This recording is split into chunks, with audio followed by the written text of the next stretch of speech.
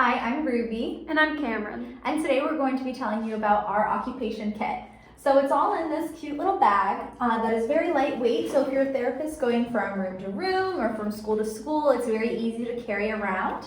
And for our occupation kit, we wanted to choose a theme. And so we chose Dino Day because we figured both little boys and little girls would be interested in that. We were gearing this for ages 4 to 9. And it could be used with multiple diagnoses because pretty much all of the activities can be graded up or down to find that just right challenge for the kiddo. So this is a ball game with a sticky ball. So the reason we use this is for gross motor, force modulation. It can be used for joint attention, turn taking, focus, sharing, and it's a great way to get your sillies out right at the beginning of the session. And we can also use this for visual spatial skills as far as anticipating, okay, where is this ball going to go?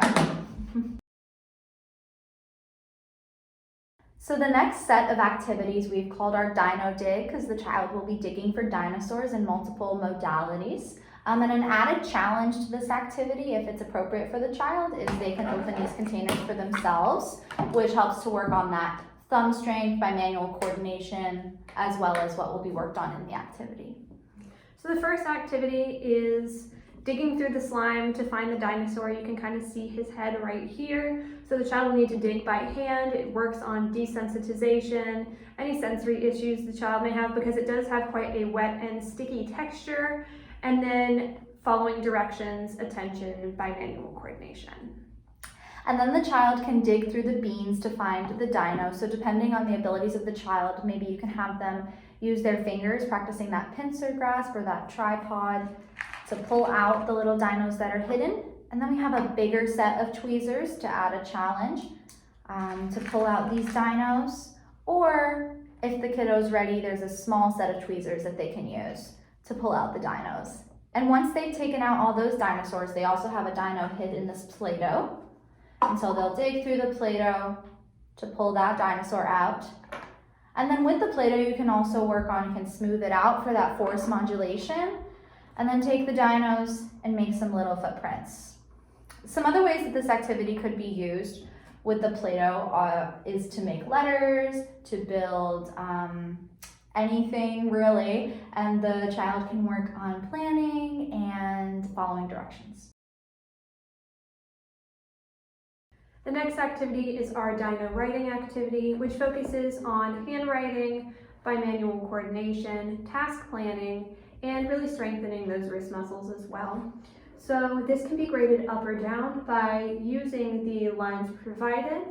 It can be graded up and down by creating bigger lines, so the child has to use bigger letters. You can write your own dotted lines that the child can follow. On the top and on the bottom, there are actually directions on how to properly form the letters, which is really great. You can have children write sentences if they are higher level or older, depending on their level, write their name. You could have them draw a picture that correlates, really playing on that function of play, of creativity, of imagination. And the last thing that we have in our occupation kit are these bubbles, and this can be used as a reward for a child if they do all their hard work in OT that day. And it can also be used as a regulation strategy because when you're blowing bubbles, you're having to focus on that breathing, that blowing. And bubbles are also really good for joint attention. Another way you can use bubbles is that you can blow bubbles on different parts of the body in order to work on body awareness. So all of these activities were purchased at the Dollar Tree, which makes them very accessible to any family. Very cost effective. And then as we discussed, these materials can be used for multiple activities. So we talked about the Play-Doh with making letters, making the dinos prints, making any sort of shape if that's what the child's working on. You could use the dinosaurs and arrange them into different color categories. You could play a little game with the dinos, maybe have the dinos role play some sort of social interaction to work on with the kiddos.